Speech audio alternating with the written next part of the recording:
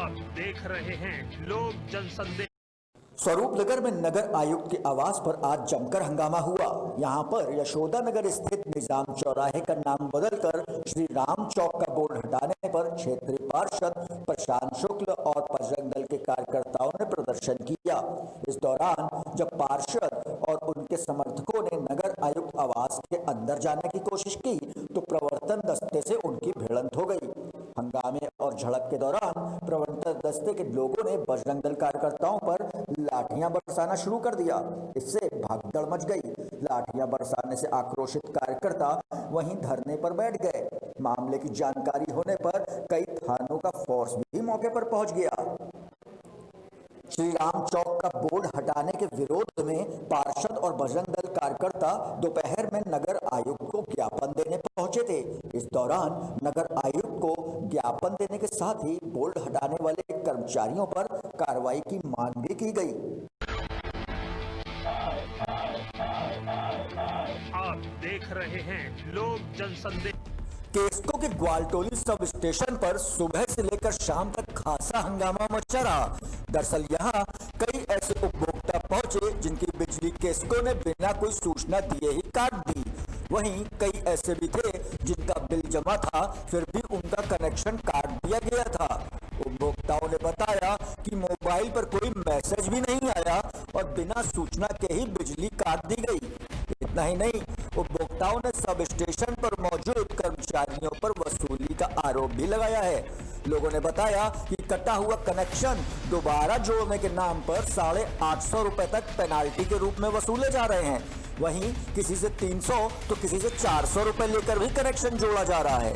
क्या दिक्कत आ रही है आपको? भैया 12 बजे लाइट नहीं आ रही है, बिल हर महीने जमा होने के बावजूद ऐसा। आपका केसा कहाँ पर लगता है? चुनने गए।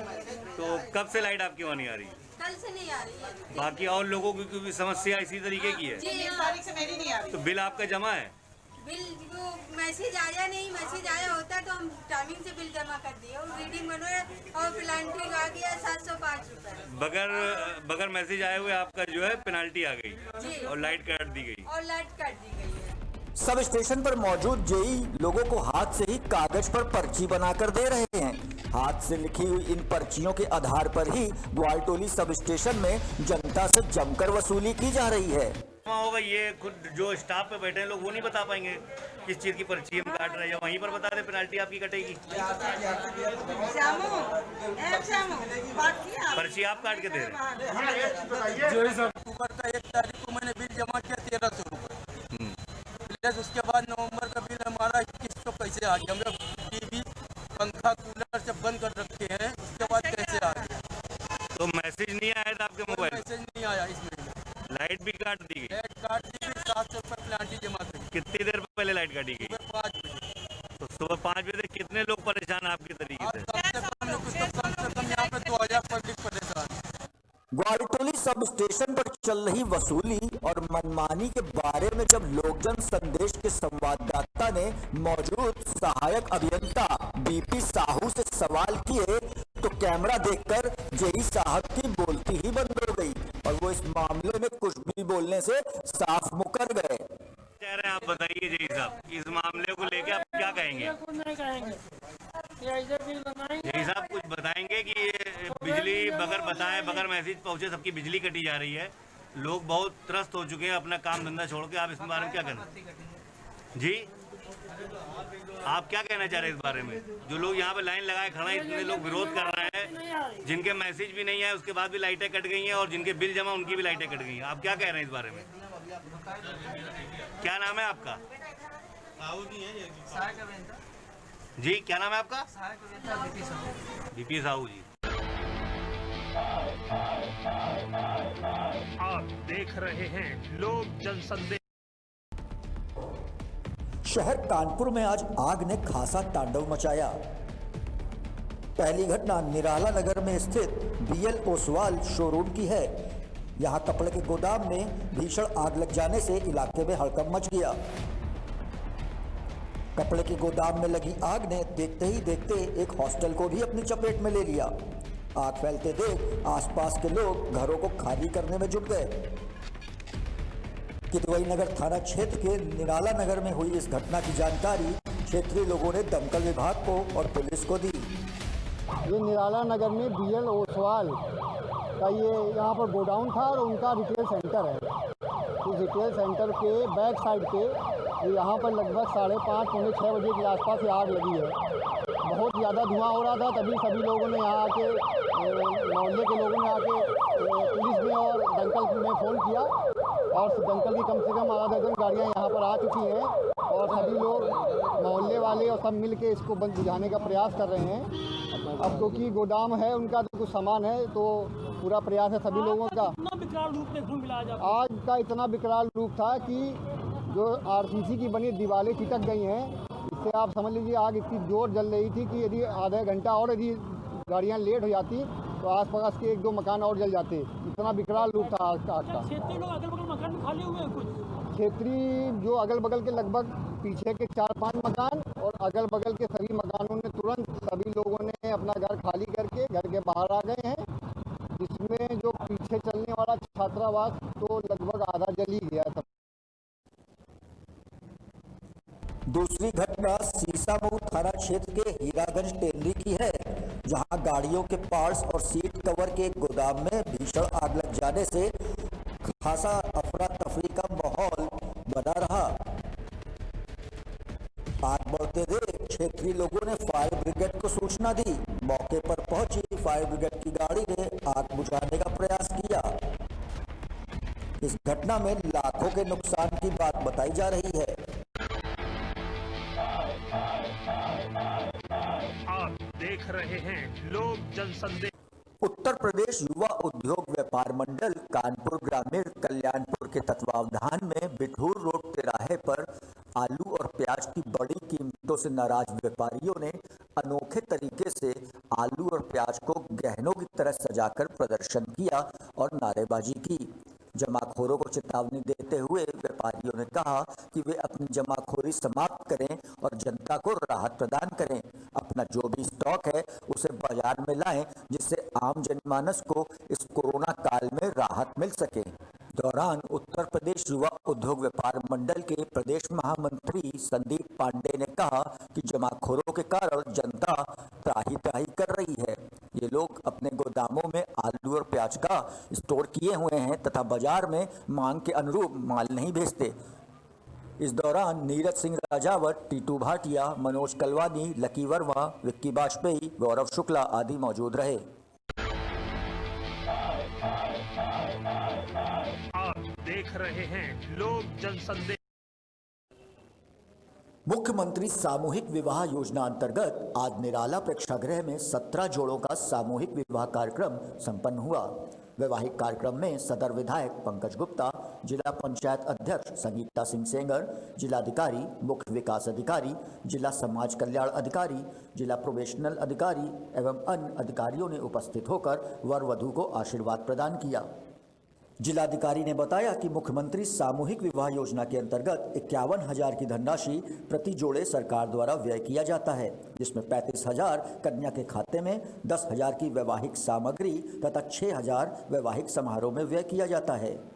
उन्होंने कहा कि मुख्यमंत्री सामूहिक विवाह योजना के तहत जनपद के कई विकास खंडों में लक्ष्य के अनुरूप वैवाहिक कार्यक्रम संपन्न कराया गया है, ताकि जनपद के हर कोने में गरीब इस योजना से लाभान्वित हो सकें।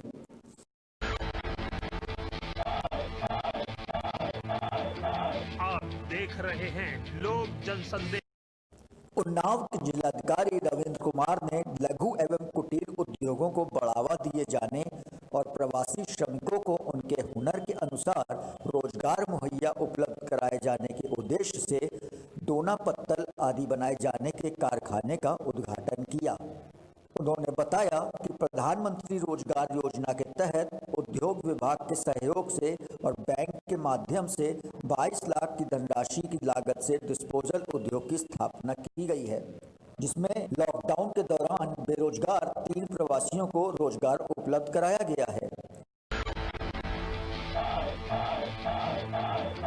आप देख रहे हैं लोक जनसंदेश।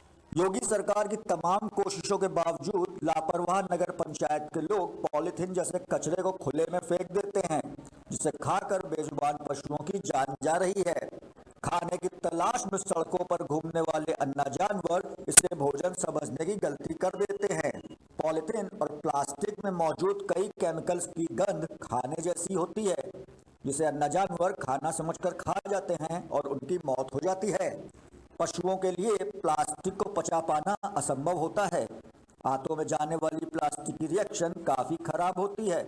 कई बार निकली प्लास्टिक पॉलिथीन गले के नीचे नहीं उतरती, ऐसे में उनका दम भी घुटने लगता है। प्लास्टिक में मौजूद केमिकल की वजह से उन्हें इन्फेक्शन भी हो जाता है, जिसके कारण कुछ समय बाद ही पशुओं की मौत हो जाती है। हमीरपुर जनपद के कस्बे सुमेरपुर की चंद दूरी पर मैं मौजूद हूँ NH34 पर, जहाँ पर योगी सरकार के स्वच्छ भारत मिशन के सारे दावे आज फेल नजर आ रहे हैं। वहीं पर जैसे कैमरे में आप साफ देख पा रहे हैं कि अन्ना जानवर कैसे पॉलीथीन जैसे भयंकर कचरे को निगल रही है, जिसे निगलने के बाद अन्ना जानवरों की मौत तक हो जाती है। लोक जन संदेश से जीतन पंडित, हमीरपुर। आप देख रहे हैं लोक जन संदेश। स्नातक MLC चुनाव के संपन्न हो जाने के बाद प्रत्याशियों के समर्थकों ने मतपेटियों में हेरफेर करने का आरोप लगाया है। समर्थकों के मुताबिक शिक्षक स्नातक MLC चुनाव हर गांव के बिरला विद्या मंदिर में संपन्न कराए गए थे। चुनाव संपन्न होने के बाद मतपेटियां लेकर पोलिंग पार्टियां सीतापुर के लिए रवाना होती हैं। हर गांव से महज 5 किलोमीटर दूर एक सुनसान जगह पर मतपेटियों को लेकर जा रहा काफिला एकाएक रुक गया। समर्थकों ने जानकारी की तो पता चला कि एक मतपेटी बूथ पर ही छूट गई है। तकरीबन आधे घंटे तक लखीमपुर सीतापुर मार्ग पर काफिला रुका रहा। उसके पश्चात मतपेटी रखी गई और फिर काफिला सीतापुर के लिए रवाना हुआ, जिसको लेकर प्रत्याशी समर्थकों ने रास्ते में मतपेटियों पर हेरफेर करने का आरोप लगाया है। हालांकि इस पूरे मामले पर अभी तक जिला प्रशासन की तरफ से कोई बयान नहीं आया है। भाई साहब, मैं आशीष पटेल, प्रत्याशी कांति सिंह का कार्यकर्ता हूँ और मैं आज हर गांव सीतापुर में वहाँ पे बूथ से बैठा था। फिर जब मतदान संपन्न हुआ उसके बाद में जब मतपेटियों के साथ में मैं सीतापुर के लिए रवाना हुआ, तो हर गांव से जब 5 किलोमीटर आगे चला तो गाड़ियाँ जो मतपेटी वाली थी, पुलिस की गाड़ियाँ थी, प्रशासन की गाड़ियाँ थी, वो साइड में खड़ी हो गई। तो हम लोग वहाँ पे रुके और हमने रुक करके पूछा कि भाई साहब क्या हुआ। लगे कि एक मतपेटी जो है वो वहाँ बिरला इंटर कॉलेज में छूट गई है। तो हमने कहा भाई साहब ये कैसे हो सकता है। कहने कि नहीं, वो कुछ बाई मिस्टेक हो गया। फिर हमने कंफर्मेशन किया और उन्होंने स्वीकार। आपने किससे पूछा? मैंने वहाँ पे जो कर्मचारी थे बिरला इंटर कॉलेज में शाम को गए थे, उनका नाम और नंबर मेरे पास था। मैंने उनसे फ़ोन करके पूछा तो वो कहने लगे हाँ एक मतपेटी वहाँ पे छूट गई। फिर वहाँ पे आधा घंटा गाड़ियाँ वहाँ पे खड़ी हुई। फिर सेक्टर मजिस्ट्रेट की गाड़ियाँ आई। उसके बाद में फोर्स के साथ में पेटी आई कि नहीं आई मैंने नहीं देखा खुद पे। ये बहुत ही लापरवाही और बहुत ही जो है असंवेदनशीलता और ये एक समझ लीजिए एक प्रकार से संविधान का अपमान करने की बात है, चुनाव का मजाक करने की बात है। हम ये मांग करते हैं प्रशासन से कि उस बूथ पर अगर ऐसा कुछ हुआ है तो वहाँ पुनर्मतदान किया जाए और अगर ऐसा करने वाले अधिकारी हैं तो उनके खिलाफ सख्त से सख्त कार्रवाई। आप देख रहे हैं लोक जन संदेश। यूपी के जनपद अमरोहा के गजरौला नेशनल हाईवे 9 पर अज्ञात वाहन की टक्कर से एक बाइक सवार युवक की मौके पर ही मौत हो गई। सूचना पर पहुंची पुलिस ने शव को कब्जे में लेकर पोस्टमार्टम के लिए भेज दिया है। जानकारी के अनुसार गजरौला के गांव निवासी सुल्तान ठेर तेजपाल पुत्र लखपत उम्र 22 साल गन्ना क्रशर पर काम करता था। काम करने के बाद वह अपने घर वापस लौट रहा था। बगदर नदी पुल पर जब वह पहुंचा तो उसे अज्ञात वाहन ने टक्कर मार दी, जिससे मौके पर ही उसकी मौत हो गई। ये क्या लगते हैं तुम्हारे लड़के? हमारे भतीजा है। क्या नाम है इनका? तेजपाल। कहाँ से आ रहे थे? ये ड्यूटी करके करे सन में। कैसे हुआ था? ये मतलब उधर से आ रहा है तो मारुति ने टक्कर मारी। मारुति वाले पकड़ लिए भाग गए? नहीं, जब कोई है ना तो मतलब पकड़ता कौन? कहाँ ड्यूटी करते थे? ये लंगड़े वाले करे सन में वाले। आप देख रहे हैं लोक जन संदेश। फर्रुखाबाद के थाना राजेपुर क्षेत्र के ब्लॉक कार्यालय के बूथ पर एक दरोगा पर मतपत्र फाड़ने का आरोप लगाया गया है। कल हुए चुनाव में देर शाम दरोगा रामशंकर पर भाजपा के पूर्व मंडल अध्यक्ष ने मतपत्र फाड़ने का आरोप लगाया है। उन्होंने बताया कि मतपेटिका में मतपत्र डालते समय दरोगा रामशंकर ने उनसे मतपत्र छीन लिया और फाड़ दिया। इस बात पर भाजपा नेताओं ने विकासखंड कार्यालय में जमकर हंगामा भी काटा। सूचना पाकर मौके पर एसडीएम अमृतपुर व एसओ राजेपुर मौके पर पहुंचे और जांच पड़ताल की। वहीं इस मामले में पीठासीन अधिकारी ने कोई जवाब नहीं दिया है। भाजपा नेताओं द्वारा हंगामा काटने व नोकझोंक का एक वीडियो भी सोशल मीडिया पर वायरल हो रहा है। वीर सिंह राठौर, पूर्व मंडल अध्यक्ष राजेपुर भाजपा। मैं अपना मत डालने के लिए राजेपुर ब्लॉक में मतदान करने के लिए गया, तो मुझे मेरा जो है क्रमांक मिलाकर मुझे बैलेट पेपर दिया गया। मैंने प्रत्याशी को वोट भी दिया।